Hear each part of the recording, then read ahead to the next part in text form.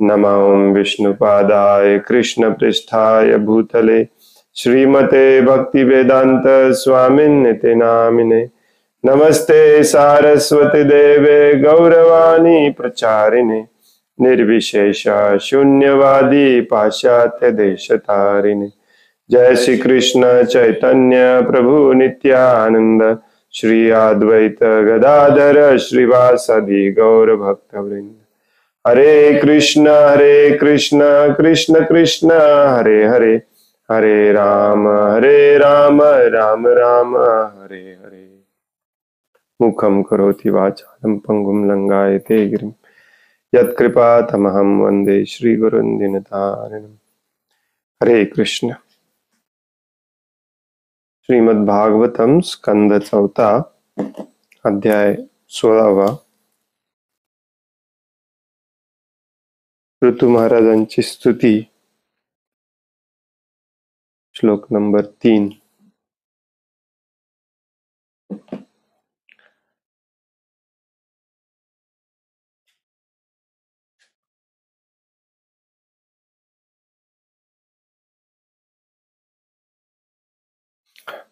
अथाप्युदार श्रवसः पृथोर्हरे,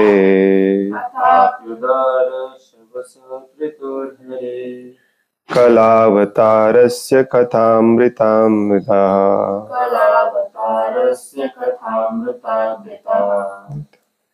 यथोपदेशं मुनिभिः प्रचोदिता,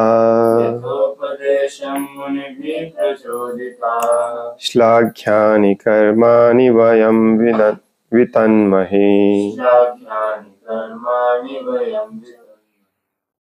अथाप्युदार श्रवसः पृथोर्हरे,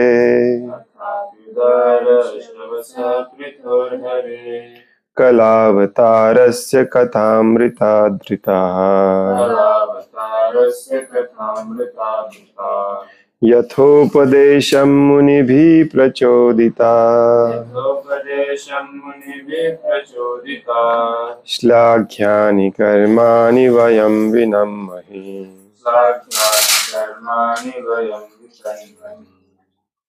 यथाप्युदार श्रवसः पृथोर्हरे, कलावतारस्य कथामृता धृतः। यथोपदेशं मुनिभिः प्रचोदिता,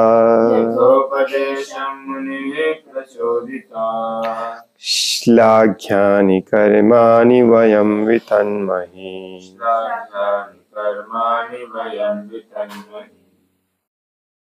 अथाप्युदार श्रवसः पृथोर्हरे, अथाप्युदार्य श्रवसः पृथोर्हरे, कलावतारस्य कथामृता धृता। कलावतारस्य कथामृता धृतः। यथोपदेशं मुनिभिः प्रचोदिता, यथोपदेशं मुनिभिः प्रचोदिता, श्लाघ्यानि कर्माणि वयं वितन्महे। श्लाघ्यानि कर्माणि वयं वितन्महे। अथाप्युदार श्रवसः पृथोर्हरे, अथायश्रवसः पृथोर्हरे, कलावतारस्य कथामृता धृतः। कलावतारस्य कथामृता धृतः। यथोपदेशं मुनिभिः प्रचोदिता, यथोपदेशं मुनिभिः प्रचोदिता, श्लाघ्यानि कर्माणि वयं वितन्महे। श्लाघ्यानि कर्माणि वयं वितन्महे। अथ अपि, असे असूनही, उदार उदार श्रवसः ज्यांचे यश, पृथु महाराजांचे, हरे भगवान विष्णूंचा, कला विस्तारित रूपाचा एक अंश, अवतारस्य अवतार, कथा शब्द, अमृत अमृत अमृत आद्रितः आदृता ध्यान देऊन ध्यानदेव यथा यथा च अनुसारे च अनुसारे उपदेशम उपदेशम उपदेश मुनिभिः मुनिभिः महान ऋषी मुनींनी महान ऋषीमुनी प्रचोदिता प्रचोदिता प्रोत्साहित केल्याने उत्साहित केल्याने श्लाघ्यानी श्लाघ्याने स्तुत्य किंवा प्रशंसनीय स्तुत्य किंवा प्रशंसनीय कर्माणी कर्माणि कर्मे कर्मे वयम वयम् आम्ही आम्ही वितन्मही वितरित करण्याचा प्रयत्न करू. वितरित करण्याचा प्रयत्न करू. भाषांतर आहे, योग्य शब्दात तुमची स्तुती करण्यास योग्य शब्दात तुमची स्तुती करण्यास जरी आम्ही असमर्थ असलो जरी आम्ही असमर्थ असलो तरी तुमच्या कार्यांचे गुणगान करण्याची तरी तुमच्या कार्यांच्या गुणगान करण्याची दिव्य गोडी आम्हाला लाभलेली आहे. दिव्य गोडी आम्हाला लाभलेली आहे. अधिकारी ऋषीजन आणि विद्वान पुरुष अधिकारी ऋषीजन आणि विद्वान पुरुष यांच्याकडून मिळालेल्या उपदेशानुसार यांच्याकडून मिळालेल्या उपदेशानुसार तुमचे गुणगान करण्याचा तुमच्या गुणगान करण्याचा आम्ही प्रयत्न करू. आम्ही प्रयत्न करू. तरीही आम्ही जे बोलू तरीही आम्ही जे बोलू ते अपुरे आणि अत्यल्पच असेल. ते अपुरे आणि अत्यल्पच असेल. प्रिय राजन, प्रिय राजन, तुम्ही साक्षात भगवंतांचे प्रत्यक्ष अवतार असल्या कारणाने तुम्ही साक्षात भगवंतांचे प्रत्यक्ष अवतार असल्या कारणाने तुमची सर्व कार्ये तुमची सर्व कार्ये उदार आणि नित्य प्रशंसनीय आहेत. उदार आणि नित्य प्रशंसनीय आहेत.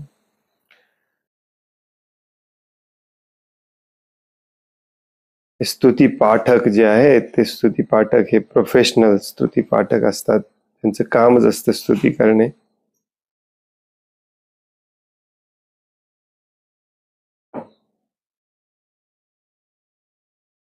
तर त्यांनी जेव्हा स्तुती करायला सुरुवात केली तेव्हा पृथू महाराजांनी त्यांना थांबवलं, कारण पृथू महाराजांचा जस्ट जन्म झाला होता.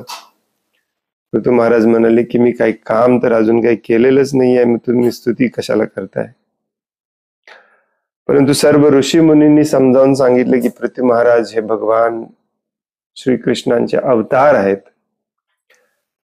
आणि वेन राजाच्या कालकीर्दीमध्ये जी काही अराजकता समाजामध्ये माजलेली, जेवढी काही अधोगती झालेली, ते सगळं फिक्स करण्यासाठी पृथ्वी महाराज आलेले आहेत. आणि जे स्वतः भगवंतांचे अवतार आहेत, भगवंतांचा अवतार कसं ओळखायचं आपण ऑलरेडी वाचलं. त्यांचं वर्णन शास्त्रामध्ये ऋषी मुनींनी केलेलं आहे. प्लस त्यांच्या शरीरावरती तशी चिन्ह आहेत. या सगळ्या दृष्टिकोनातून पृथू महाराज हे भगवंतांचे अवतार आहे ते सिद्ध झालेलं. सगळ्या ऋषी मुनींनी पृथ्वी महाराजांचं कार्य सांगितलं. त्यामुळे हे स्तुती पाठक म्हणतायत की त्यांच्या आदेश उपदेशानुसार आम्ही तुमचं गुणगान करायचा प्रयत्न करत आहोत. आम्ही जे बोलू ते कमीच पडणार आहे. आम्ही तुमची स्तुती करण्यासाठी असमर्थ आहोत. भक्त नेहमी असा विचार करत असतो, भगवंतांची स्तुती करण्यासाठी मी असमर्थ आहे. आणि स्तुतीला सुरुवात करतात. पहिलं वाक्य म्हणतात, तुम्ही साक्षात भगवंतांचे प्रत्यक्ष अवतार असल्या कारणाने तुमची सर्व कार्य उदार आणि नित्य प्रशंसनीय आहे. तुम्ही जे काही कराल.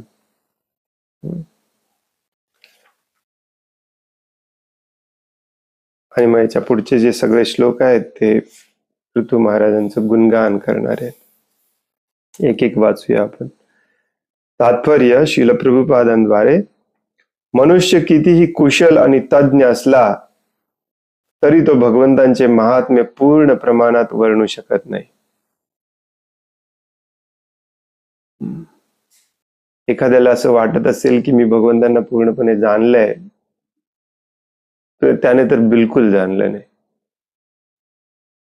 कारण हा जो अहंकार गर्व आहे तोच आपल्याला भगवंतांपासून दूर ठेवतो. कितीही विद्वान असाल, कितीही उच्च कोटीचं शिक्षण घेतलेलं असेल, आजकालच्या भाषेमध्ये PhD केलेला असेल. बरेचसे लोक PhD करतात वैदिक विज्ञानावरती, किंवा काही काही लोक PhD करतात हिंदू मायथॉलॉजीवर.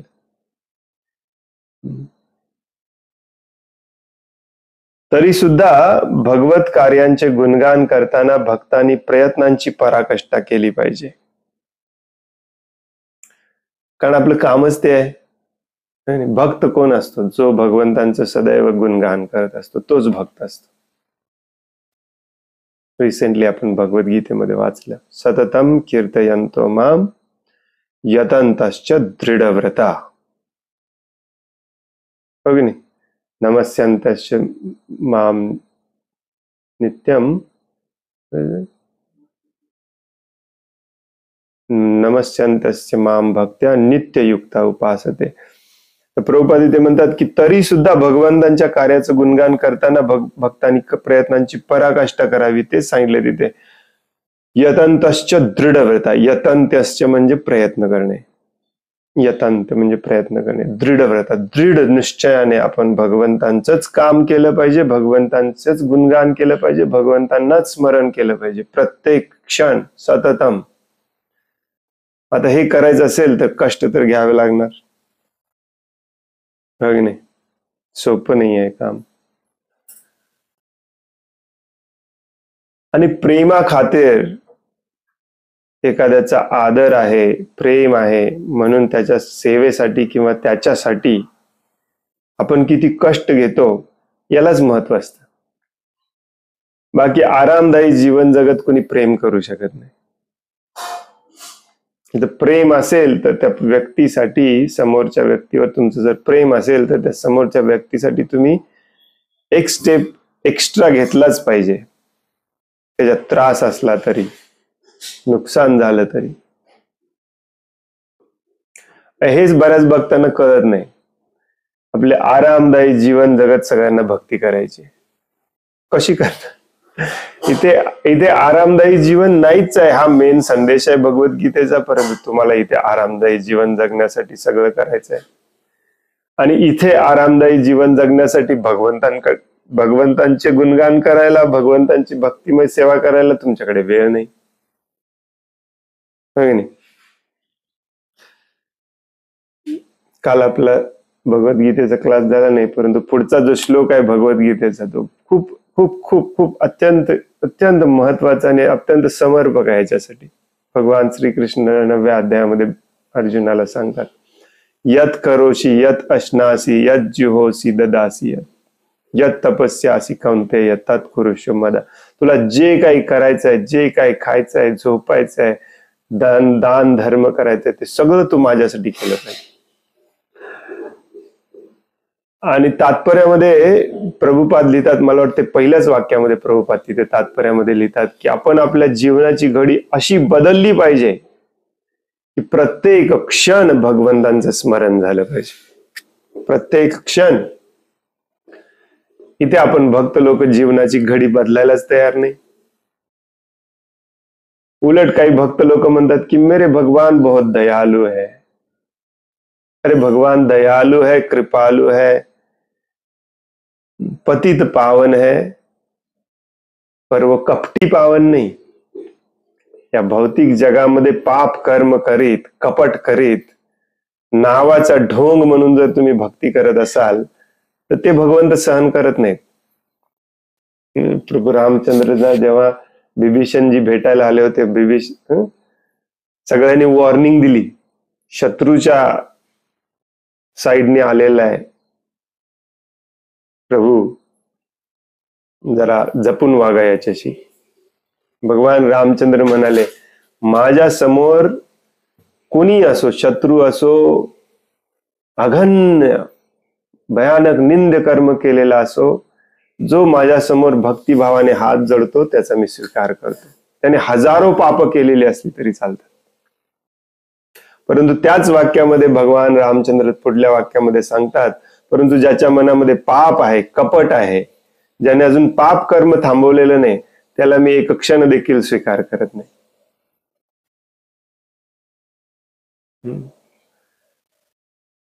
हे पाप कर्म करत करत आपल्याला भक्ती करायची आहे. मग जो तुम्हाला तुमचं कर्म बदलायला सांगत नाही, तुमचा जॉब बदलायला सांगत नाही, व्यवसाय बदलायला सांगत नाही, तुमची जीवनशैली, शहरातली घाणेरडी जीवनशैली बदलायला सांगत नाही, तो गुरु, तो वरिष्ठ भक्त तुम्हाला आवडायला लागतो. परंतु हे सगळं पाप आहे. भगवान श्रीकृष्ण देखील 7व्या अध्यायात भगवद्गीतेच्या म्हणतात, पाप जोपर्यंत तुम्ही थांबवत नाही तोपर्यंत तुम्ही माझ्या भक्तीला सुरुवातच करू शकत नाही. मग भगवंतांनी अर्जुनाला दिलेला हा जो उपदेश आहे तो सेम टू सेम उपदेश भगवान श्री चैतन्य महाप्रभूंनी देखील आपल्याला दिलेला आहे. कलियुगामध्ये तुम्ही सतत कीर्तन केलं पाहिजे, सततम कीर्तयंतो माम. परंतु ते कसं केलं पाहिजे? यतंतश्च दृढ व्रता, दृढ निश्चयाने प्रयत्न करीत केलं पाहिजे. म्हणजेच कष्ट घेतले पाहिजेत. प्रभुपाद हेच सांगतात इथे या वाक्यामध्ये. अशा प्रयत्नांमुळेच भगवंत संतुष्ट होतील. त्यामुळे भगवत कार्याचे गुणगान करताना भक्तांनी प्रयत्नांची पराकाष्ठा केली पाहिजे. कधी कधी रात्री झोपायला नाही मिळणार, घर सोडून जावं लागेल, देश सोडून जावं लागेल, आपले सुत आप्त नातेवाईक स्वजन सोडून जावे लागतील. यालाच तर भक्ती म्हणतात. हे सगळं गोळा करून, हे सगळं साठवून, याच्यामध्ये आसक्ती ठेवून फक्त 16 माळा जप करणार तुम्ही आणि वर दावा करणार मी भक्ती केलेली आहे, मला भगवद्गीतेत नेलंच पाहिजे. असं थोडीच असते.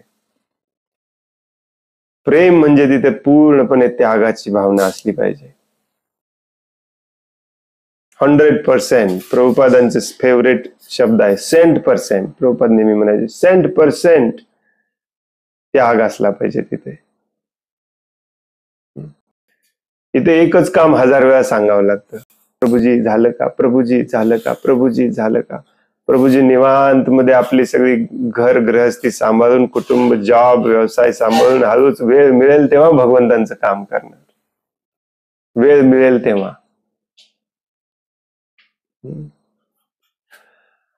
आणि वर दाखला याचा देणार की माझे प्रभू खूप दयाळू आहेत, कृपाळू आहेत, ते माझे सगळ्या अशा चुका सहन करून घेतात. कोणी ठरवलं? तुम्ही स्वतःच ठरवलं भगवंत सहन करून घेतात. ऑफकोर्स भगवंत कृपाळू दयाळू आहेत म्हणून तर तुमच्यासारख्या बदमाशांना आजपर्यंत सहन केलेला आहे अनादि अनंत काळ. एवढे बदमाश आपण असून देखील कलियुगामध्ये जन्म घेतलेले सगळेच महाबदमाश असतात. कलियुगात जन्म घेतलेले. तुमच्या खाण्यापिण्याची, ऑक्सिजनची पण व्यवस्था भगवंतच करतात. परंतु इथून सुटका नाही होणार तुमची, लक्षात ठेवा. भगवंत आहेत कृपाळू दयाळू, परंतु इथून सुटका त्याचीच करतात भगवंत जो पूर्णपणे भगवंतांवर प्रेम करायला शिकतो, प्रयत्नांची पराकाष्ठा करून. हे विसरून जातो आपण, कन्व्हिनियंटली विसरतो. ऍक्च्युली विसरत नाही, कन्व्हिनियंटली विसरतो. म्हणजे काय? विसरल्याचं ढोंग करतो. मग आपल्याला पण माहिती आहे आपण अपूर्ण आहे, पूर्णपणे भगवंतांना शरण गेलेलं नाही. परंतु आपली आसक्तीच एवढी आहे, आपला संघच असलाय, काय करायचं?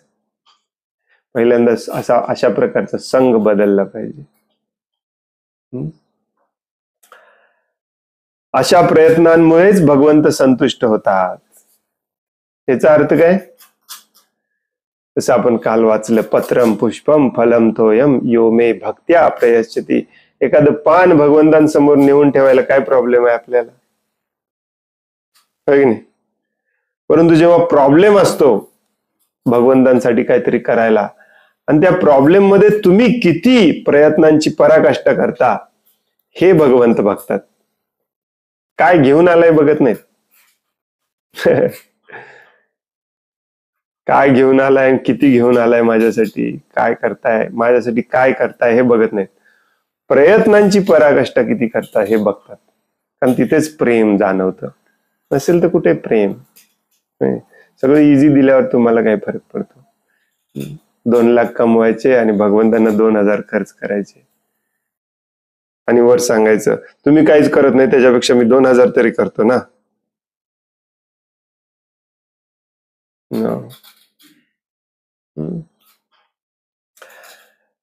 श्री चैतन्य महाप्रभूंनी सांगितले आहे की माझ्या अनुयायांनी सर्वत्र फिरावे आणि भगवान श्रीकृष्णांच्या संदेशाचा प्रचार करावा. चैतन्य महाप्रभूंचा आदेश आहे, गुरुचा पण नाही, भगवंतांचा आदेश आहे. हो की नाही?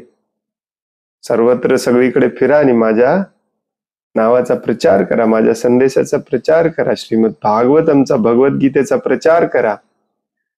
मग हे करायला कष्ट होणार. मग हे कष्ट तुम्ही किती करता, किती सहन करता, याच्यावर तुमचं प्रेम अवलंबून आहे. आहे त्या आपल्या काय म्हणायचं त्याला, कम्फर्ट झोन मध्ये राहून भक्ती होत नसते. नो. प्रामुख्याने हा संदेश म्हणजे भगवद्गीता होय. प्रभुपाद परत एकदा सांगतात, भगवान श्री चैतन्य महाप्रभूंनी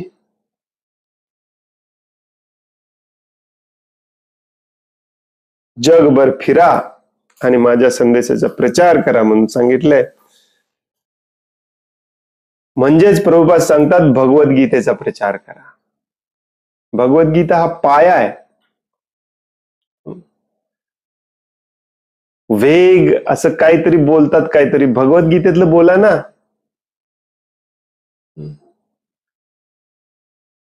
एका वाक्याला, एका शब्दाला शास्त्रातला संदर्भ नसतो. आपले काही काही भक्त आणि गुरु असे बोलतात, परंतु ऐकायला खूप छान वाटतं. हा हा हा हा हा हा नो, भगवद्गीतेचा प्रचार केला पाहिजे.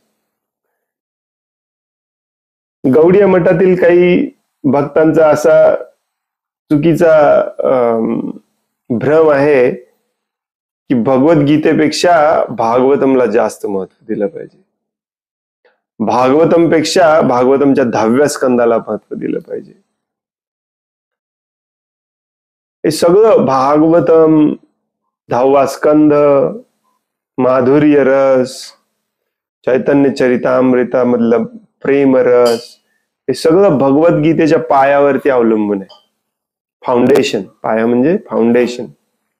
बिल्डिंग कितीही मोठी असली ना, मुंबई दुबई मध्ये मोठे मोठे बिल्डिंग असतात, 100 मजली 150 मजली, सगळ्यात टॉपच्या मजल्यावरती आहे गोपी भाव. कधी कधी दिसतो, कधी कधी दिसत नाही, पावसाळ्यात ढग आले तर, हो की नाही? परंतु ती अख्खी बिल्डिंग उभी असते भगवद्गीतेवरती. भगवद्गीता हा त्याचा पाया आहे. कारण भगवद्गीतेमध्ये स्वतः भगवान श्रीकृष्ण डायरेक्टली तुमच्याशी संवाद करतात, डायरेक्टली तुम्हाला उपदेश देतात, डायरेक्टली तुम्हाला आदेश देतात, निर्देश देतात. ते जर तुम्ही ऐकलं तर भक्ती, नसेल तर कुठली भक्ती? गोपी भाव खूप लांब वरती आहे तिकडे. सगळ्यांना गोपी भाव मध्ये जायचंय डायरेक्टली. गोपी व्हायचं नाही कोणाला, सगळ्यांना व्हायचं इंजिनियर, डॉक्टर, CA, परंतु गोपी भावात जायचंय. अरे त्याच्यासारखी गोपी भावात जायचं असेल तर गोपींसारखी कामं पण करावी लागतात. गोपीचा पहिला आणि क्रूड आणि शब्दशः अर्थ असतो गायींचा सांभाळ करणारा. हो की नाही? हा भगवद्गीतेचा संदेश सगळीकडे पोहोचवण्यासाठी तुम्ही किती प्रयत्न करत आहात, हे तुमचं भगवंतांवरचं प्रेम आहे. आणि म्हणून गुरु शिष्य परंपरेद्वारे आणि महान ऋषी आणि विद्वान भक्तांनी दिलेल्या स्पष्टीकरणांद्वारे भगवद्गीतेचा अभ्यास करणे हे प्रचारकाचे कर्तव्य आहे. कर्तव्य आहे. मी ज्या सेंटरला 1 वर्ष राहिलो ना, तिथे एक प्रभूजी, मेन प्रभूजी, जे रोज लेक्चर द्यायचे, त्यांना एक दिवस असंच बोलताना काहीतरी तत्वज्ञानावरचं काहीतरी निघालं म्हणून मी सांगितलं, भगवद्गीतेमध्ये 9व्या अध्यायात प्रभूजी भगवंत तर असं बोलतात. हा, कुठे बोलतात? कुठला श्लोक? हा, दाखवा मला. अरे मी म्हटलं, तुम्ही तर 17 वर्ष झालं भगवद्गीतेचा भागवतमचं लेक्चर देत आहे. इथे सर्वांना व्यासासनावर बसायचं आहे, प्रचारक व्हायचंय. प्रचारक. कोणाला एक गुरुनी सांगितलेल्या पद्धतीने, आचार्यांनी सांगितलेल्या पद्धतीने शास्त्रांचा अभ्यास करायचा नाही, समजून घ्यायचं नाही, लॉजिक समजावून घ्यायचं नाही. तुम्हाला लॉजिक समजलं नाही, तुम्ही दुसऱ्याला लॉजिक काय समजावून सांगणार आहे? प्रभुपाद म्हणतात गुरु शिष्य परंपरेद्वारे म्हणजे गुरुने दिलेल्या आदेश उपदेशांद्वारे, महान ऋषी आणि विद्वान भक्तांनी दिलेल्या स्पष्टीकरणांद्वारे भगवद्गीतेचा अभ्यास करणे हे प्रचारकाचे कर्तव्य आहे. पण तुम्हाला जर प्रचारक खरोखर व्हायचं असेल ना, काही लोकांना खूप इच्छा असते आतून प्रचारक व्हायची. मुळात आपण प्रचारक गुरुने सांगितल्याशिवाय झालंच नसलं पाहिजे. हा प्रकार आजकाल सगळीकडे दिसून असतो. जो तो उठतो प्रचारक होतो. एनिवे, तुम्हाला व्हायचंच असेल ना, तर तुम्हाला काहीही नाही आलं तरी चालतंय. काही एक भक्त आलेले परवा, जे काही उदाहरण द्यायचे, जे काही बोलायचे ते सगळं चैतन्य चरितामृतातलंच द्यायचे. पण भगवद्गीता 0. चैतन्य चरितामृतामध्ये कथा आहेत ना, कथा आवडतात आपल्याला. तुम्ही कशाचाही अभ्यास नाही केला तरी चालते आणि कशातलंही तुम्हाला उदाहरण नाही देता आलं तरी चालते. तुम्हाला महाभारत बिलकुल 0, कुणी तुम्हाला विचारलं ना ह्या राजाने द्रौपदीने काय केलं, तुम्ही सरळ सरळ सांगा त्याला मला माहिती नाही. पण भगवद्गीता पक्की असली पाहिजे. भगवद्गीता बस. कारण हे शरीर काय आहे, हे जीवन काय आहे, याचा उद्देश काय आहे, इथून कसं अडकलंय, इथून कसं बाहेर पडायचंय, कुणी अडकवलंय, कशा पद्धतीने अडकवलंय, काय प्रकार आहे, हे सगळं भगवद्गीतेमध्ये एकदम ॲक्युरेटली दिलेलं आहे. हेच माहिती नसेल तर कथा इतिहास सांगून काय उपयोगाचं आहे. कथा म्हणजे कथा हा शब्द या श्लोकामध्ये, आजच्या श्लोकामध्ये पण कथा शब्द आला. कथा आणि प्रभुपाद कथाचा अर्थ काय सांगतात बघा, शब्द टू शब्द. म्हणजे कथा म्हणजे शब्द. बऱ्याचदा प्रभुपाद कथा या शब्दाचा अर्थ सांगतात भगवंतांच्या मुखातून आलेले आदेश उपदेश म्हणजे कथा. पण आपण कथा म्हणजे काय लक्षात ठेवून बसले, कथा म्हणजे स्टोरी.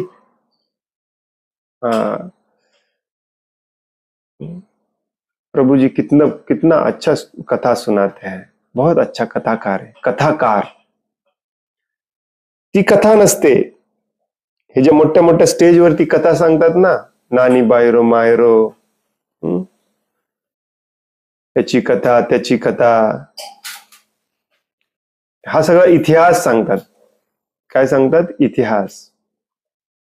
इतिहासामध्ये असं झालं, एक होता राजा, एक त्याची होती प्रजा, एक होता साधू.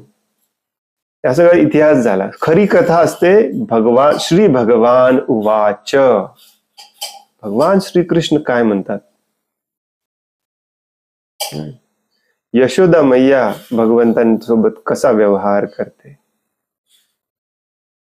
तत्वज्ञान जाणणे ही खरी कथा असते. म्हणून हे समजावून घ्यायचं असेल ना, तर गुरुनी आणि पूर्व आचार्यांनी हे कसं समजावून सांगितलं याचा तुम्ही अभ्यास केला पाहिजे. बघा, प्रभुपाद कधी स्वतःचं मत सांगतात का? प्रभुपाद नेहमी सांगतात श्रीधर स्वामींनी असं म्हटलं, माझ्या गुरु महाराज भक्ती सिद्धांत सरस्वती ठाकूरांनी असं म्हटलं, भक्ती विनोद ठाकूर आपल्या ह्याच्यामध्ये शरणागतीमध्ये असं म्हणतात, नरोत्तम दास ठाकूर असं म्हणतात, विश्वनाथ चक्रवर्ती ठाकूर असं म्हणतात, रूप गोस्वामी असं म्हणतात. का? कारण या सगळ्या महान पूर्व आचार्यांनी ऋषीमुनींनी कसं स्पष्टीकरण दिलेलं आहे भगवद्गीतेचा, याचा अभ्यास केला श्रील प्रभुपादांनी. आणि तो संदर्भ देऊन बोलला तरच तो आचार्य, नसेल तर कसला आचार्य. जो शास्त्राचा पूर्व आचार्यांचा संदर्भ देत नाही तो बोगस गुरु असतो. मग त्याची भाषा आणि त्याचे शब्द तुम्हाला किती फुलासारखे वाटत, हा इथं काय म्हणतात त्याला, इथं वॉर्निंग साईन लक्षात ठेवा. हा वाटलं की लक्षात ठेवलं पाहिजे तुम्ही, काहीतरी गडबड आहे याच्यामध्ये. प्रभुपाद हे इथे का समजावून सांगतायत? कारण हे जे स्तुती पाठक आहेत यांची स्वतःच काही ज्ञान नाही, स्तुती करणे एवढंच त्यांचं काम आहे. पृथू महाराजांची स्तुती करायला आलेत, परंतु ते स्तुती ती कशावरून करणार आहेत? महान ऋषी मुनींनी ज्याप्रमाणे आम्हाला सांगितलं, स्पष्टीकरण दिलं, त्याप्रमाणे आम्ही स्तुती करणार आहे. ते म्हणतात आम्ही स्तुती करण्यामध्ये असमर्थ आहोत. तरीही आमची एकच पात्रता आहे, तुमचं गुणगान, तुमची स्तुती, तुमचं कीर्तन करायची आम्हाला फक्त गोडी लागलेली आहे. परंतु शब्द जे आम्ही वापरतो ते सगळे पूर्वाचार्यांचे, शास्त्रातले आहेत, आमचं स्वतःच काही नाही. हा असतो खरा भक्त. परत एकदा सांगतात बघा, आपण ऑलरेडी वाचलं या अध्यायाच्या अगदी सुरुवातीला, मला वाटते पहिल्या श्लोकामध्ये, साधू, गुरु आणि शास्त्र या प्रमाणाच्या आधारावर भक्ताने सामान्य लोकांमध्ये प्रचार करावा. गुरु, साधू, शास्त्र या त्रिकोणात बसवूनच आणि या त्रिकोणाचा संदर्भ देऊनच तुम्ही प्रचार केला पाहिजे. मला असं वाटतं म्हटला की तुमची क्रेडिबिलिटी 0 झाली. किंवा जरी सांगितलं परंतु तुम्हाला माहिती नाही शास्त्रात कुठे सांगितलंय, पूर्वाचार्यांनी कुठे सांगितलंय, तुमची क्रेडिबिलिटी 0 झाली.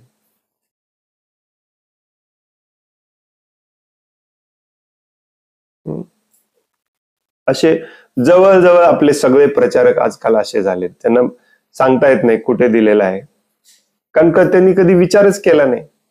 पद, प्रतिष्ठा, लाभ याच्यासाठी गुरु झालेत, साधू झालेत,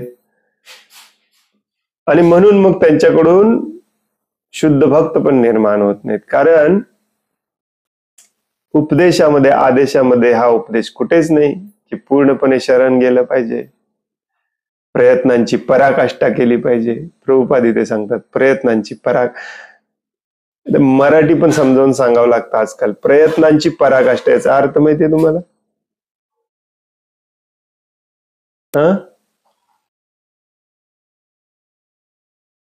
होय, प्रयत्नांची पराकाष्ठा म्हणजे काय? प्रयत्न करणे एवढं तरी समजतंय, परंतु पराकाष्ठा याचा अर्थ असतो शेवटच्या क्षणापर्यंत सोडलं नसलं पाहिजे प्रयत्न करायचं, त्याला पराकाष्ठा म्हणतात. जसं बाजी प्रभू देशपांडेंनी केलं, कारण ते शिवाजी महाराजांना शरण गेले होते. आपण करतो भगवंतांसाठी अशी प्रयत्नांची पराकाष्ठा. आपल्याला सांगतात आपले गुरु, आपले प्रचारक अशी भगवंतांच्यासाठी प्रयत्नांची पराकाष्ठा करायला. आणि गुरु, साधू आणि शास्त्र या तिन्ही मध्ये बसलेलं प्रचारकच नाही. प्रभुपाद लिहितात गुरु, साधू आणि शास्त्र या प्रमाणाच्या आधारावर भक्ताने सामान्य लोकांमध्ये प्रचार केला पाहिजे. भगवंतांची स्तुती करता येईल अशी ही सर्वात सुलभ पद्धती आहे, सोपी. गुरु, साधू आणि शास्त्र सोडून तुम्ही जर भगवंतांची स्तुती करायला लागला तर तुमच्या हातून अपराध व्हायचे 100% चान्सेस आहेत. अपराधी व्यक्तीला भगवंत कसे जवळ घेतील? आणि अपराध माझ्याकडून होऊ नये भगवंतांचं कीर्तन करताना, स्तुती करताना आपण सदैव या त्रिकोणात राहिलं पाहिजे, गुरु, साधू आणि शास्त्र. जे गुरु म्हणतात, जे साधू म्हणतात, जे शास्त्र म्हणतात तेच बोललं पाहिजे.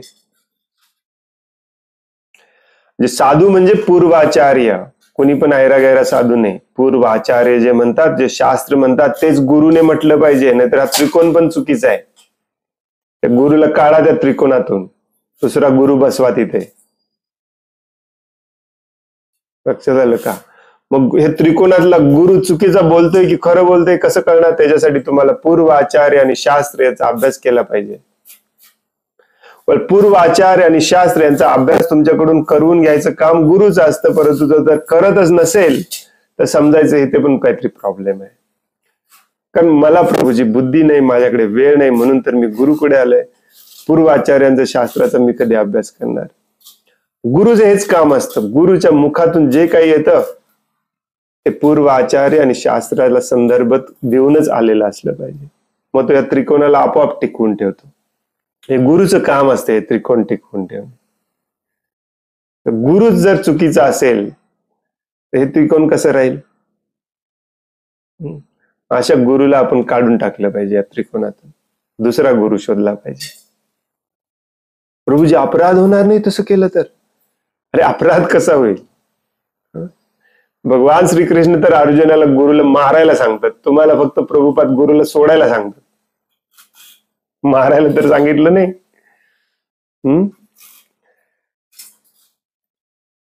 प्रभुपाद म्हणतात ही सगळ्यात सोपी पद्धती आहे. सोपी म्हणजे काय, या त्रिकोणाच्या बाहेर गेला तर कॉम्प्लिकेशन्स वाढतात, तुमचे अपराध वाढतात. या त्रिकोणात राहिला तर तुम्ही सेफ राहता.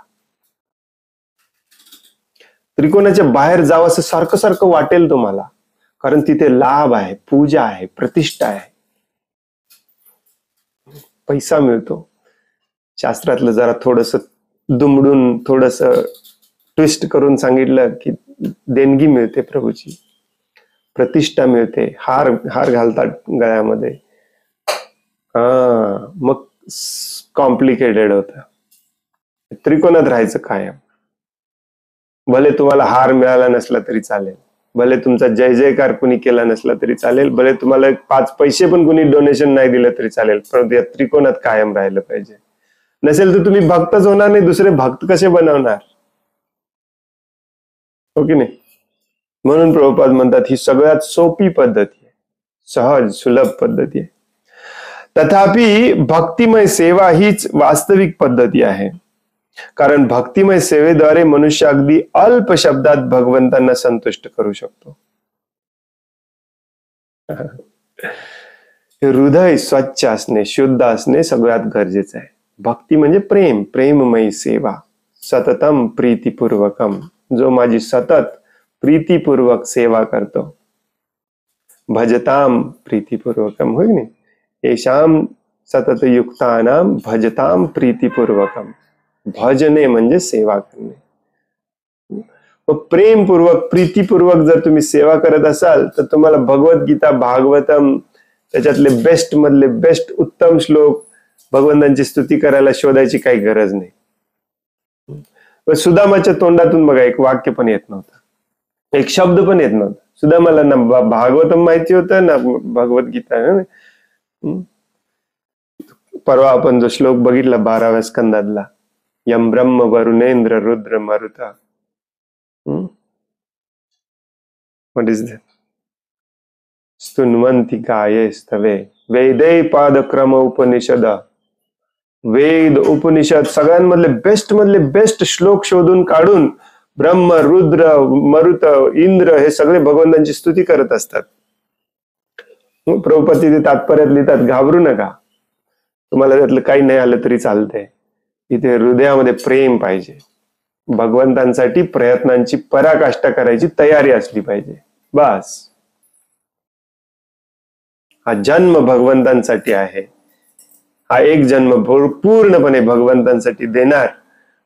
मग भगवंत मला ठेवतील ना मारतील, मला दुसरा जन्म देतील ना दुसरा नरकात जन्म देतील, मला काही देणं घेणं नाही. या शुद्ध भावनेमध्ये आपण आलो की मग तुम्हाला कुठली स्तुती करायची, श्लोक शोधून काढायची काही गरज नाही. भगवंत हे कार्य बघतात. म्हणून प्रभुपाद या वाक्याची सुरुवात करतात, तथापि, परंतु. गुरु साधू शास्त्र प्रमाणे भगवद्गीतेचा अभ्यास करून एक्सपर्ट होऊन प्रचार करणे हे सगळं साधकाचं काम आहे. परंतु परंतु तुम्हाला यातलं काहीच जमत नसेल, शुद्ध भावनेने भगवंतांची सेवा करा. जे प्रचार कार्य करत आहेत त्यांना मदत करा. भगवंतांची सेवा म्हणजे काय असतं? प्रचार कार्य हेच भगवंतांची सेवा आहे. या भौतिक जगामध्ये, भौतिक जगामध्ये भगवंत येणार नाहीत, बसणार नाहीत तुमच्याजवळ माझं पाय चेपून द्या म्हणून. ते भगवत धामामध्ये. इथे या भौतिक धामामध्ये भगवंतांचं काम काय आहे तुम्हाला माहिती असलं पाहिजे. परित्राणाय साधूनाम विनाशाय दुष्कृताम. भगवंत स्वतः सांगतात, याच्यासाठी मी येतो इथे या भौतिक जगामध्ये, भक्तीचा प्रचार करण्यासाठी, धर्म संस्थापनार्थाय संभवामी. मग याच्यामध्ये जो काम करतो तो भगवंतांचा भक्त असतो. याच्यामध्ये काम कसल्याही प्रकारचं असू दे, मग ते झाडलोट पासून प्रसाद बनवण्यापासून व्यासासनावर बसून लेक्चर देण्यापर्यंत सगळं समान काम असतं. ते तुम्हाला जे जमतंय एक्सपर्टली, प्रॉपरली, तेच तुम्ही केलं पाहिजे. आणि अशा पद्धतीने जर तुम्ही शुद्ध भावनेने आणि सतत नित्ययुक्त उपासते जर भगवंतांची सेवा केली तर ते प्रचारच आहे. या तुम्ही पण प्रचार करा.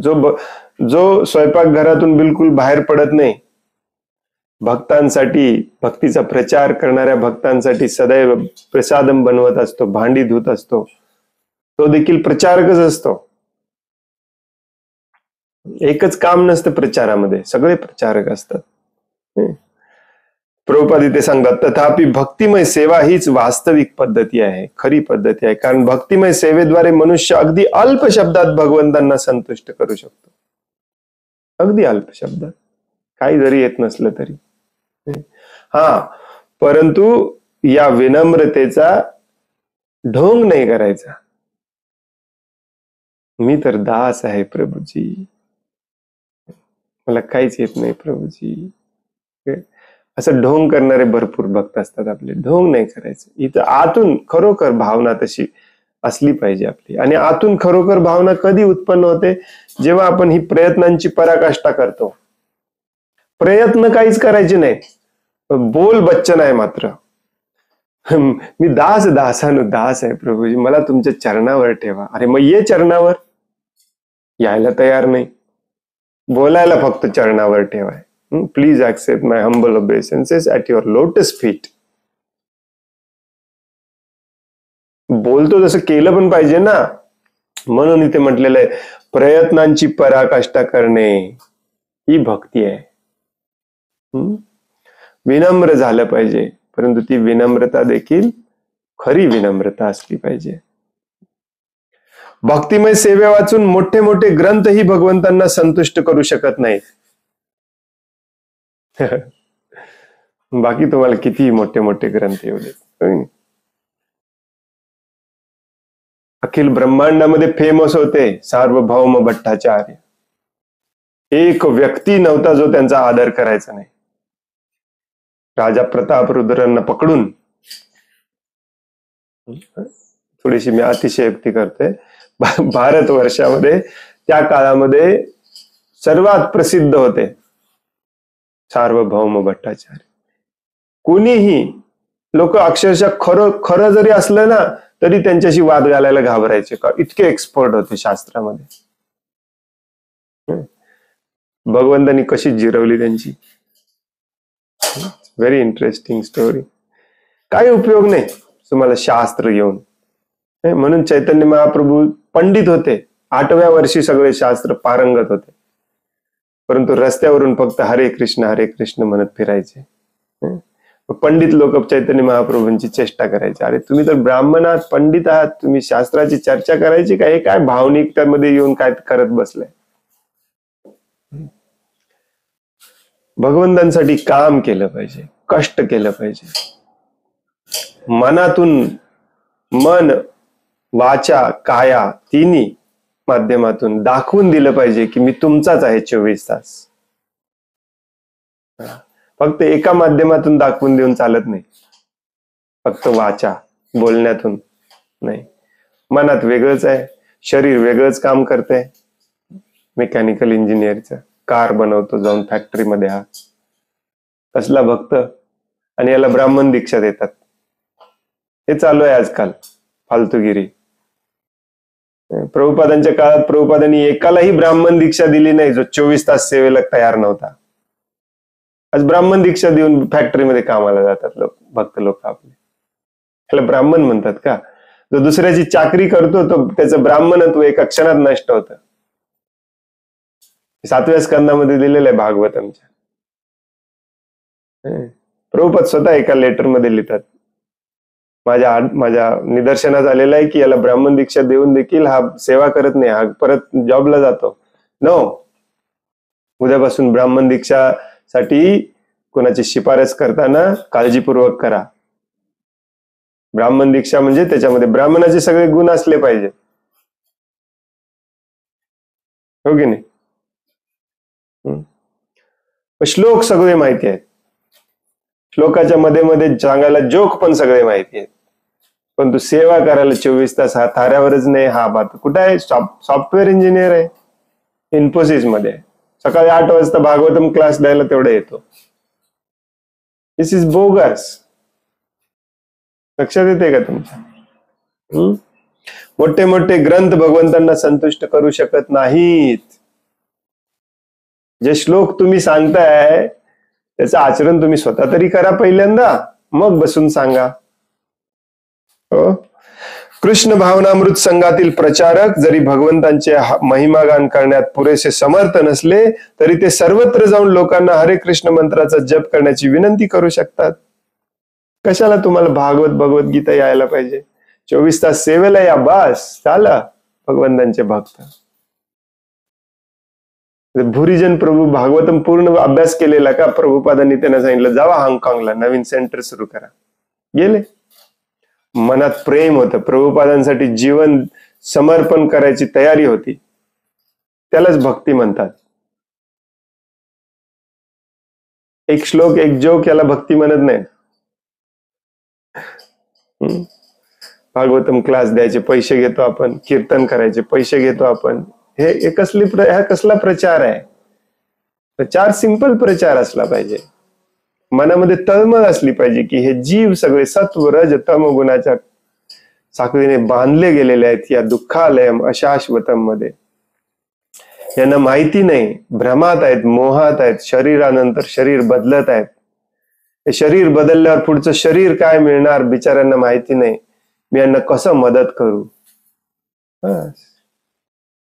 संपूर्ण भगवद्गीता तुम्हाला समजली, बस. एवढी एक तळमळ तुमच्या मनामध्ये निर्माण झाली ना, तुम्ही बेस्ट प्रचारक होता. आणि तुम्हाला पूर्ण भगवद्गीता समजली. तुम्हाला दुसरं कुठलं काही समजावून घ्यायची गरजच नाही. इथे का अडकलोय, कसे अडकलोय आणि का बाहेर पडलं पाहिजे आणि कसं बाहेर पडलं पाहिजे, बस झालं. ज्ञान संपलं. Is the end of knowledge. तुम्हाला पदवी देऊ शकतो आम्ही ऍक्च्युली भक्ती वेदांत म्हणून.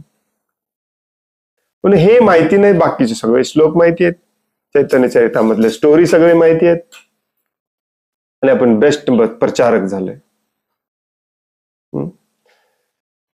कधी एकदा माझ्या नावासमोर गुरुपद लागतंय, आचार्य पद लागतंय. पद प्रतिष्ठा डेंजरस, सगळ्यात डेंजरस चैतन्य महाप्रभूंनी म्हणूनच सांगितलेलं आहे. कुटी नाटी, कुटिलता, कपटता आपण याच्यासाठीच करतो. लाभ पूजा प्रतिष्ठा आदी जत उपशाखागण.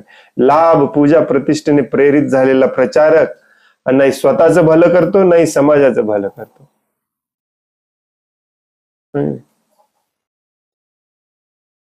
या कथेशी काय संबंध आहे? पृथु महाराज स्वतः भगवान आहेत.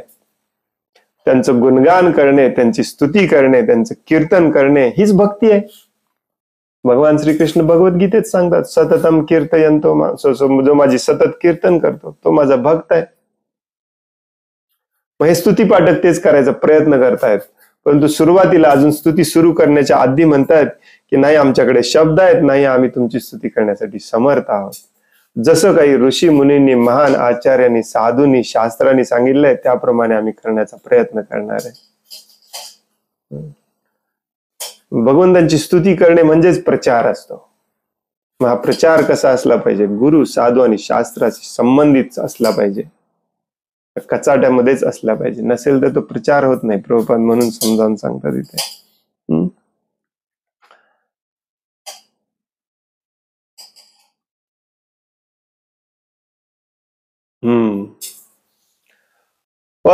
इथून पुढचे जे प्रत्येक श्लोक आहेत व्हेरी इंटरेस्टिंग.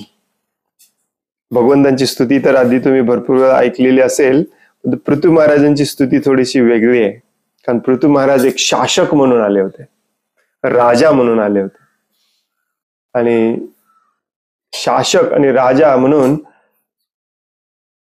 जी पृथ्वीची परिस्थिती एकदम महाभयानक बिघडली होती ती फिक्स करण्यासाठी आले होते. महाभयानक म्हणजे तुम्ही कल्पना करू शकणार नाही. आज तो काही लोकांना असं वाटतं ना की प्रभूजी भगवंत म्हणतात यदा यदा ही धर्मस्य मग आता कलियुगामध्ये तर इतकं भयानक वाईट परिस्थिती आहे, काय येत नाहीत भगवंत? अजून वाईट व्हायची गरज आहे ऍक्च्युली. पृथु महाराजांच्या काळामध्ये राजा इतका वाईट होता, वेन राजा इतका महाभयानक वाईट होता की शेतीची पूर्ण वाट लागलेली. शेतीची पूर्ण वाट लागणे म्हणजे समाज बिघडणे. लक्षात ठेवा. इतक्या खालच्या थराला गेलेली शेती माती इतकी खराब झालेली की एक दाना उगवत नव्हता. वर्णन आहे पुढे पृथू महाराजांच्या स्टोरीमध्ये. आणि हे पृथू महाराज जेव्हा येतात तेव्हा भूमाता अशा शुद्ध हृदयाच्या व्यक्तीला मदत करते आणि हे पुन्हा फिक्स करू शकते. भक्त लोक हे फिक्स करू शकतात, परंतु भक्तांना शहर सोडायचं नाही. आज परिस्थिती ती आहे. आज पृथू महाराजांची जी स्टोरी आहे ना, ती सेम स्टोरी आता रिपीट होते सध्या. वेन राजा पण आहे सध्या. त्यामुळे ही जी स्तुती पाठक पृथू महाराजांची जी स्तुती करणार आहे ती थोडीशी वेगळी आहे, इंटरेस्टिंग आहे. त्यामुळे प्रत्येक श्लोकाला रोज एक दिवस लागणार आहे आपल्याला. हरे कृष्ण. तेच थांबूया आपण. हरे कृष्ण कृष्ण कृष्ण हरे हरे, हरे राम राम राम हरे हरे. कोणाला काही प्रश्न आहे, काही सांगायचं आहे?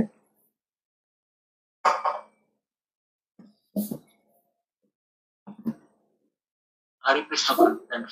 हरे कृष्ण दंडवत. हरे कृष्ण. यस, हरे कृष्ण.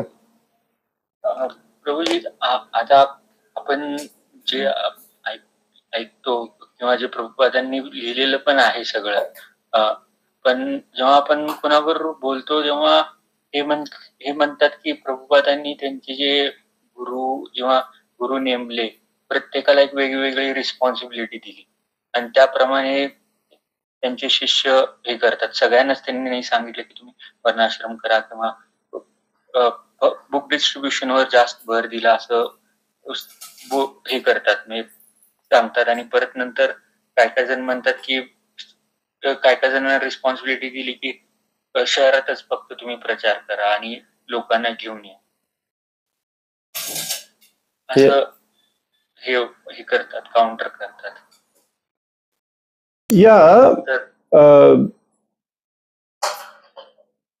ओव्हरऑल गोल प्रभुपादांचं काय आहे हे प्रभुपाद कशाला बदलतील? त्या ओव्हरऑल गोल मध्ये तुम्हाला एवढंच जमत असेल तर तुम्हाला तीच सेवा देणार. लक्षात येते का? एखाद्याला सांगितलं की तू शहरातच प्रचार कर. काय प्रचार कर? मी जे सांगतोय ते प्रचार कर.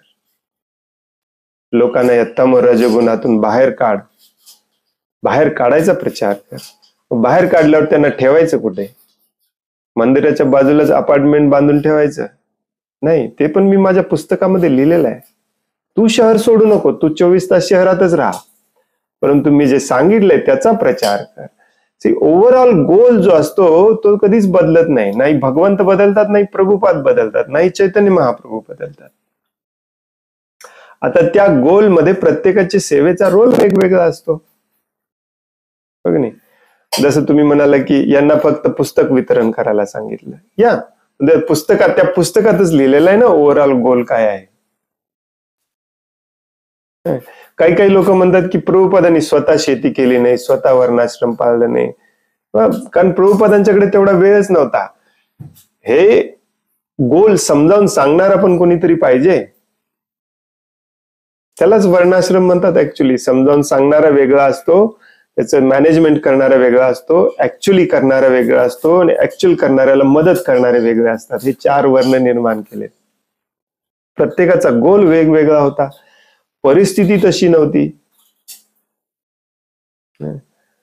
प्रभुपाद 1977 मध्ये ह्या गोलवरती कुणी काम करत नव्हतं तेव्हा बेडवर झोपलेले असताना प्रभुपाद म्हणतात की मला आत्ताच्या आत्ता गीतानगरीला घेऊन चला, मी स्वतः तुम्हाला दाखवतो नांगर कसा मारायचा असतो. गीतानगरी ही अमेरिकेतली दुसरा फार्म प्रोजेक्ट आहे. पहिला न्यू वृंदावन, दुसरं गीतानगरी, मग नंतर अजून बरेच झाले, न्यू तलावन वगैरे. आता सगळेच मोडकळीत आलेले आहेत. गीतानगरी अजून चालू आहे, तिथे शेती होते. तर हे ओव्हरऑल जे मिशन आहे, हे मिशन जर तुमच्या लक्षात येत नसेल तर तुम्ही प्रचारक कसले? त्यामुळे एक वाक्य धरून जर तुम्ही बसला, प्रभुपादांनी मला एवढंच करायला सांगितलंय, मग तेवढंच कर, परंतु ते पण परफेक्टली कर ना. तुला फक्त शहरामध्ये प्रचार करायला सांगितले, बरोबर. कशाचा प्रचार करतो तू? श्रीमद भागवतमचा. दारोदारी जाऊन श्रीमद भागवतम देतो, 5,000 रुपये घेतो, त्यांच्या घरात स्थापना करून येतो. तर त्या श्रीमद भागवतमच्या 4थ्या स्कंदामध्ये हे दिलेलं आहे ना. ऍक्च्युली प्रचार कशाचा करता तुम्ही? लक्षात येते का? आणि हे ज्याला आपण बर्ड्स आय व्ह्यू म्हणतो, ओव्हरऑल पिक्चर आपल्या डोक्यात असलं पाहिजे की हे काय मिशन आहे, लोकांना काय आपण प्रचार करतोय, हे तुमच्या ओव्हरऑल लक्षात येण्या इतपत जर तुमची बुद्धी नसेल तर तुम्ही प्रचारकच झालं नसलं पाहिजे. पहिली गोष्ट म्हणजे, नाही, प्रभुपादांनी कुठेच सांगितलेलं नाही आहे मंदिरामध्ये पूजा थाली ठेवा आणि यज्ञ करा आणि हिंदू लोकांना बोलवा आणि त्यांच्याकडून पैसे घ्या आणि त्यांच्या सुखासाठी, त्यांच्या मुलाच्या परीक्षेसाठी, त्यांच्या मुलाच्या आजारासाठी यज्ञ करा, पूजा करा. हे कुठेच दिलेलं नाहीये. हे का करताय? शहरामध्ये राहून काय करायचं हे पण दिलेलं आहे ना प्रभुपादांनी. तुम्ही राहा 24 तास शहरामध्ये, 12 महिने तुमचं आयुष्य पूर्ण शहरामध्ये राहा, पण तू शहरामध्ये राहून कशाचा प्रचार करा, काय करा, हे पण प्रभुपादांनी सांगितलेलं आहे. पुस्तक वितरणच करा तुम्ही आयुष्यभर, परंतु त्या पुस्तकात काय लिहिलेलं आहे हे लोकांपर्यंत पोहोचवा, हे पण प्रभुपादांनी सांगितलेलं आहे. 100% 100च्या 100 समजा 1,00,000 लोक जमा झाली तुमची आणि 1,00,000 सगळेजण पुस्तक वितरणच करायला लागले, पुस्तकात लिहिलेलं कोण करणार? प्रभुपादांनी कधीच सांगितलं नाही तसं करायला. मग प्रभुपादांनी कशाला न्यू वृंदावन स्थापना केली, गीता नगरी स्थापना केली, हैदराबादला 600 एकर जागा घेतली, कशाला सगळीकडे लिहितात हे शेती करा, हे करा, शहर सोडा, शेती, प्रभुपादांनीच दिलेलं आहे ना. का नुसतंच पुस्तक वितरण करा म्हणून सांगितलंय? तुम्हाला एकट्याला सांगितलंय पुस्तक वितरण करायला, बाकीच्यांना पुस्तक वाचून पुस्तकातलं करायला सांगितलंय. तुमची इच्छा असेल ना पुस्तक वितरण करायची, तुम्ही परफेक्ट पुस्तक वितरक व्हा. जावा, सकाळी उठायचं, जेवायचं, पुस्तक वितरणाला जायचं, पुस्तक वितरण करताना सांगायचं पुस्तक वाचा, पुस्तकात असं असं दिलेलं आहे, तुम्ही करायला या, आम्ही तुम्हाला मदत करतो. बस आयुष्यभर हेच करा, नो प्रॉब्लेम. दिस परफेक्ट सेवा आहे. हे लोकांच्या लक्षात येत नाही. ऍक्च्युली का लक्षात येत नाही? कारण हे कठीण काम आहे, हे करायचं नाही. पुस्तक वितरण सोपं काम आहे, ते पण शनिवारी करायचंय, सोमवार टू शुक्रवार सॉफ्टवेअर इंजिनियर बनायचंय. कुणी म्हटलं प्रभुपादांनी हे करायला सांगितलं, हो प्रभुपादांनी पुस्तक वितरण करायला सांगितलं. प्रभुपाद म्हणतात मी तुम्हाला काढून दाखवू शकतो. प्रभुपाद म्हणतात सगळ्यात सुख देणारं कुठलं काम असेल तर माझ्या पुस्तकांचं वितरण. बरोबर आहे ना? या बिकॉज त्या पुस्तकामध्ये जीवन कसं बदलायचं हे प्रभुपादांनी दिलंय, म्हणून ह्या पुस्तकांचं वितरण करा म्हणून प्रभुपाद जीव तोडून सांगतात. कधी जेव्हा पुस्तकं नवीन आली, पुस्तक वितरण हेच तेव्हा मेन महत्वाचं काम होतं. आता त्या पुस्तकात लिहिलेलं करायला नको? 60 वर्ष झाली तरी आपण ती पुस्तक वितरणच करत बसणार. हे ज्याच्या लक्षात येत नाही तो गुरु होऊन बसलाय. हा प्रॉब्लेम आहे सध्याचा ऍक्च्युली.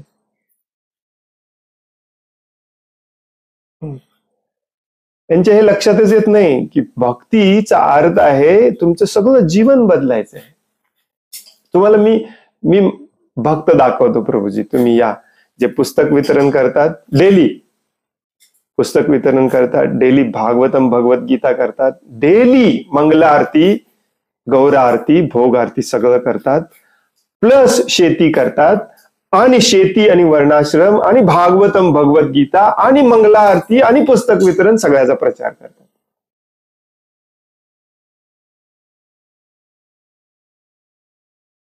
कारण ही जीवनशैली आहे, हे फक्त स्टाईल नाही आहे.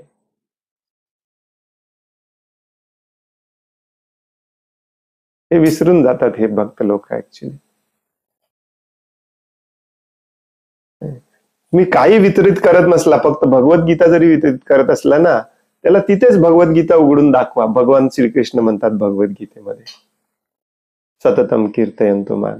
भगवान श्रीकृष्ण म्हणतात भगवद्गीतेमध्ये, तेषां त्वन्त्वगतम पापम जनानाम. जोपर्यंत तुम्ही पाप कर्म बंद करत नाही. मग तुम्ही शनिवारी सकाळी आणि रविवारी संध्याकाळी पुस्तक वितरण करता, सोमवार टू शुक्रवार काय करता?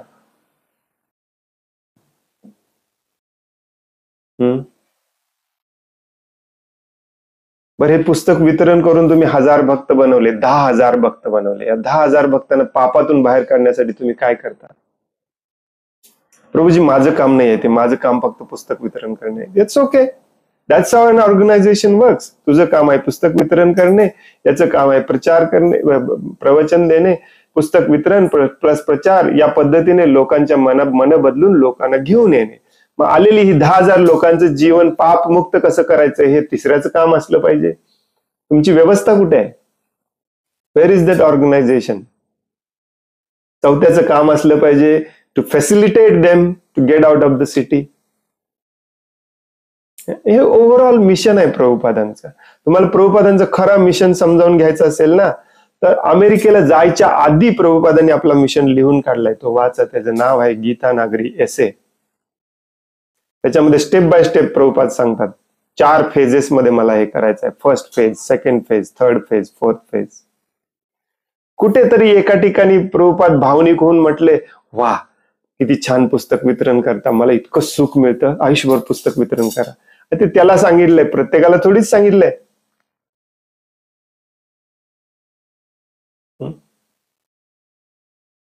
म्हणजे हे असं म्हटल्यासारखं झालं की तुमची 4 मुलं आहेत आई वडिलांना, आणि त्यातल्या एका मुलांनी गटारीच्या पलीकडे जंप मारली, तर आई वडील त्याला जाऊन म्हणतात, काय बेस्ट उडी मारली, तू लॉंग जम्प मध्येच तू करिअर कर. म्हणून काय चौघांनी लॉंग जम्प मध्ये करिअर करायचं? आणि माझ्या डॅडींना लॉंग जम्प आवडतो, सगळ्यांनी लॉंग जम्पच करायचं. खाणार काय, पिणार काय, कमवणार काय? तुम्हाला येत नसेल लॉंग जम्प तरी पण करणार. हे चालू आहे सगळीकडे. भागवतम पहिल्या अध्यायाच्या 6व्या श्लोकाला परंतु सगळे सगळ्यांनी प्रवचन केलं पाहिजे. अरे तेच प्रभुपाद सांगतात भागवतम मध्ये कोण प्रवचन केलं पाहिजे? एक जनरलाइज्ड वाक्य असतात, त्याला आपण इतकं जनरलाइज करून टाकतो का? कारण आपली प्रवृत्ती तशी आहे.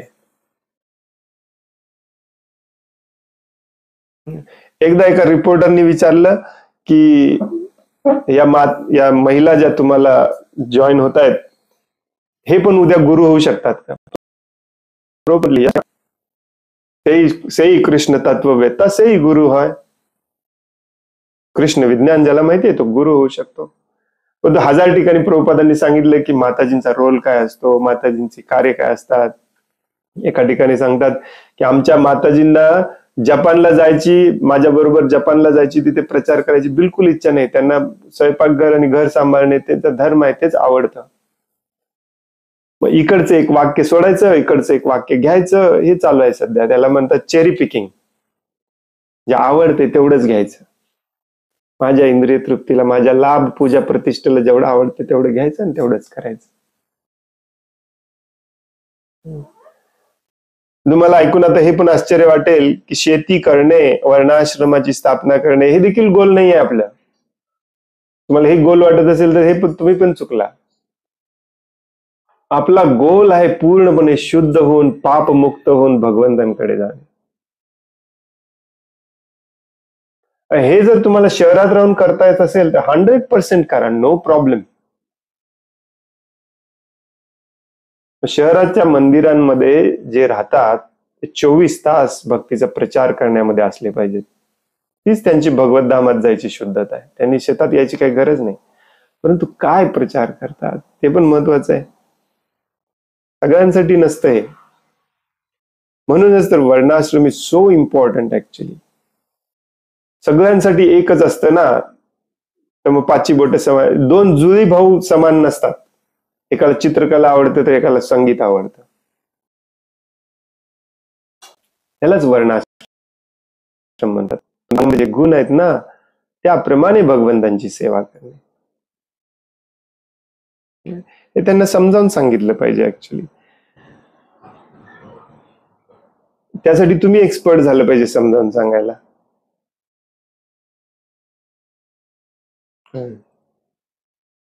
तसं परवा पुण्याच्या मंदिरामध्ये मला एक भक्त भेटलेले, ते म्हणत होते की परंतु प्रभुपादांनी सांगितलंय प्रभूजी प्रत्येकाला हरे कृष्ण महामंत्राचा जप करायला सांगा. त्यांची सेवा होती, प्रत्येकाला हरे कृष्ण महामंत्राचा जप करायला सांगा. मग मी म्हटलं त्याची इच्छा नसेल तर मग त्याला आम्ही सांगतो ही मंत्र जप केला तर तुमचा हा फायदा होईल, तो फायदा होईल, हे फायदा हे मिळेल, ते मिळेल. मी म्हणलं हा नाम अपराध आहे. मग त्याची जरा बोलती बंद झाली थोड्या वेळात. परत काहीतरी एक्सक्यूज द्यायला लागला. एक्सक्यूज द्यायला लागला ना तर समजायचं की ह्याचं अजून ज्ञान पूर्ण अपुर आहे. पूर्ण नाही, अपुर आहे. मग हे असे भरलेत सगळे. आणि आपला नेता आंधळा आहे त्यामुळे आपण पण आंधळे आहोत, असा पण प्रकार आहे सगळीकडे बऱ्याच ठिकाणी. अंधा यथा अंधयर उपनियमान. म्हणून प्रभुपाद परत परत सांगतात. तुम्हाला हे आश्चर्य वाटेल, हे जे त्रिकोण सांगतात ना, गुरु, साधू आणि शास्त्र, हे आता या अध्यायामध्ये 2 वेळा आपण वाचलं, पहिल्या 4 श्लोकामध्ये.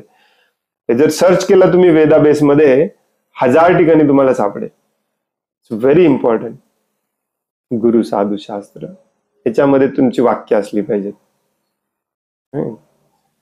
प्रभुपाद म्हणाले फक्त पुस्तक वितरण करा म्हणून. ठीक आहे, एक त्रिकोणातलं एकाच बसलं ते. बाकीचं काय, पूर्वाचार्य काय सांगतात, शास्त्र काय सांगतात, तिन्ही मध्ये बसलं पाहिजे. आणि ज्यांनी तुम्हाला फक्त पुस्तक वितरण करायला असेल ना, त्यांनीच या त्रिकोणात बसवायला सांगितलंय सगळं. कारण त्यांना माहिती होतं. ऍक्च्युली प्रभुपादांच्या कालच मी ऐकत होतो, प्रभुपादांच्या काळामध्ये देखील असे काही बदमाश होते, प्रभुपाद म्हणालेत म्हणून काही पण करायचे.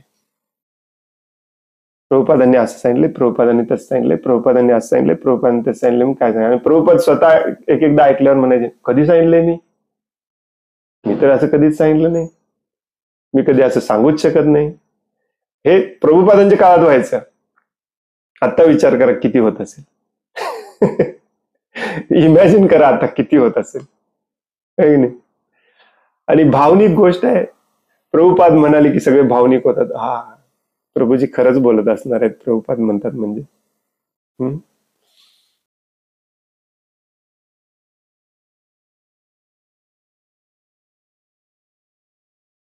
हे चालू आहे सगळीकडे दुर्दैवाने. यांना जर तुम्हाला स्पष्ट करून सांगता येत असेल तर सांगत जावं, नाही तर यांच्या नादाला लागू नका. हरे कृष्ण. धन्यवाद.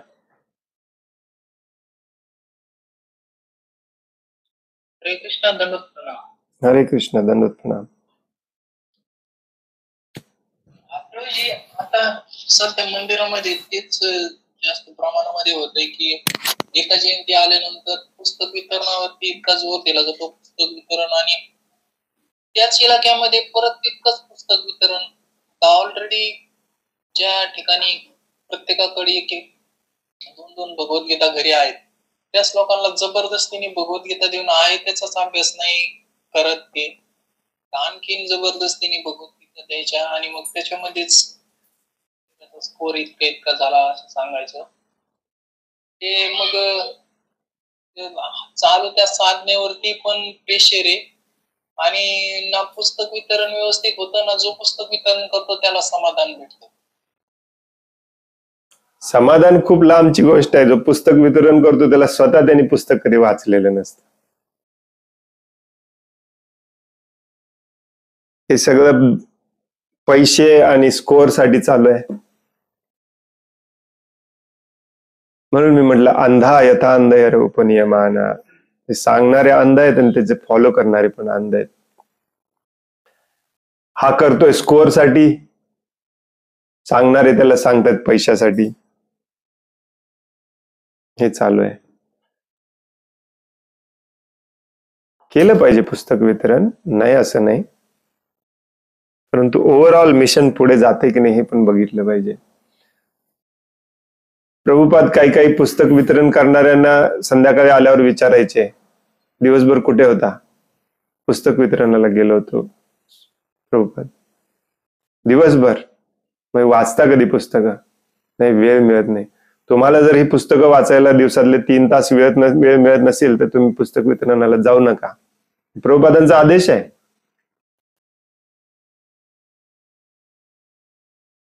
म्हणून तर आपले पुस्तक वितरण करणाऱ्यांना माहितीच नसते कशाचं वितरण करायला लागले. हे दोन्ही बरोबर असलं पाहिजे ऍक्च्युली, आणि पण दुर्दैवाने ते होत नाही.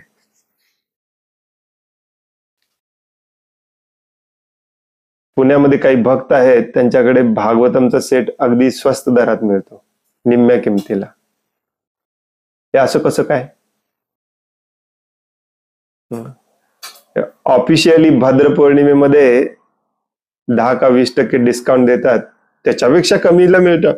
मग ते ऑफिशियली त्यांना विचारलं की हे भक्त लोक मग कसे काय एवढ्या कमी किमतीला देतात? ते म्हणले आम्हाला माहिती नाही, तुम्ही त्यांनाच जाऊन विचारा, आम्ही कधीच देऊ शकत नाही, प्रिंटिंगची कॉस्ट एवढी नाही. कारण ते भागवतम सेट असतो ना, ते अशा लोकांना ते देतात जे लोक म्हणतात की काय करू मी सेट घेऊन, हे घे पैसे. एकच भागवतमचा सेट 10 लोकांना देतात, फोटो काढतात 10 जणांच्या बरोबर भागवतम सेट देताना. स्कोअर पण वाढतो, पैसे पण मिळतात, आणि तोच भागवतम सेट मग 50% कोणाला तरी अजून कोणाला तरी विकता पण येतो. हेरी फायदा. बरं, तुम्हाला कितपत माहिती आहे भागवतम त्यातलं? आम्हाला फक्त प्रभुपादांनी पुस्तक वितरण करायला सांगितलं.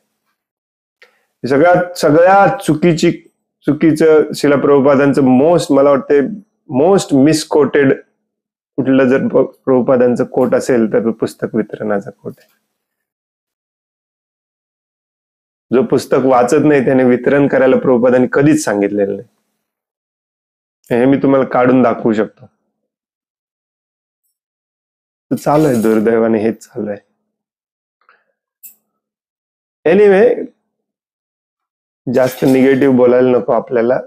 सगळं चांगलंच चालू आहे. जे चालू आहे ते भगवंतांच्या प्लॅनिंग प्रमाणे चालू आहे. कलियुग यालाच म्हणतात, त्यामुळे होऊ दे, कसं जसं व्हायचं तसं होऊ दे. या पुस्तक वितरणातूनच एखादा वाचतो, 1 लाखामधलं एखादा तरी उघडतो भगवद्गीता एखाद दिवस, जेव्हा त्याला दुःख असतं, तेव्हा दुःखी कष्टी झालेला असतो, कुणीतरी फसवलेला असतं, तेव्हा तो भगवद्गीता उघडतो. आणि मग असेच लोक मग भक्तीमध्ये येतात, तुमच्याशी संग करतात, तुम्हाला भेटतात. हळूहळू मनुष्यानाम सहस्रेषु, हजारो लाखोमधले एखादे येतात, त्यातले एखाद्याला भगवंत कळतात. जे होते ते प्लॅनिंगनेच होते, काही काळजी करू नका. तुम्ही तुमच्या परीने चांगला प्रचार करा, तुम्ही तुमच्या परीने शुद्ध प्रचार करा. पहिल्यांदा स्वतः शुद्ध व्हायचा प्रयत्न करा, मग शुद्धतेचा प्रचार करा. एवढंच आहे आपल्या हातामध्ये, एवढंच करत राहायचं आपण. हरे कृष्ण. दुर्दैवाने हे निगेटिव्ह प्रचारला झिरोत आणणे हे आपला अर्धा वेळ याच्यातच जातो, आणि मग उरलेला अर्धा वेळ पॉझिटिव्ह प्रचार करण्यामध्ये, ज्याला आपण काही करू शकत नाही. पण तो कलियुग आहे, आपण काही करू पण शकत नाही. जेवढा आपल्या हातात आहे तेवढा प्रयत्न करायचा.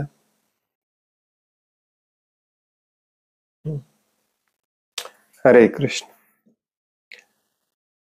खूप खूप धन्यवाद. वांछा कल्पतरुभयश्च कृपा सिंधुभ्य एव च पतितानां पावनेभ्यो वैष्णवेभ्यो नमो नमः. अनंत कोटि वैष्णव वृंद की जय. वैष्णव ठाकुर शिल प्रभुपाद की जय. ग्रंथराज श्रीमद् भागवतम की जय. हरे कृष्ण. धन्यवाद. हरे कृष्ण प्रभु जी, दंडवत प्रणाम.